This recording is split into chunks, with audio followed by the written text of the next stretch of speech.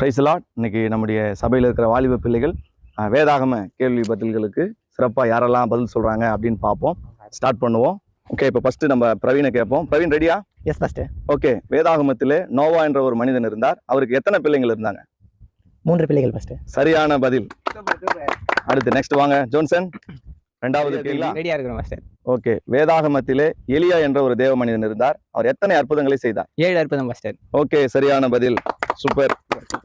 அடுத்து வாங்க அன்புராஜ். சொல்லுங்க. ரெடியா இருக்கீங்களா? Okay, ready. ஓகே, முதல்ல வேதாகமத்திலே கிறிஸ்தவர்கள் என்ற பெயர் எங்கே வந்தது?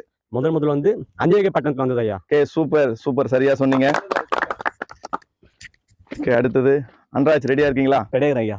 ஓகே, வேதாகமத்திலே ஒரு மனிதன் கிறிஸ்தவர்களை துன்பப்படுத்தினான். அந்த மனிதனுடைய பேர் என்ன தெரியுமா? பவுல். சரியான விடை. கைத்தட்டலாமா? உற்சாகப்படுத்துவோம்.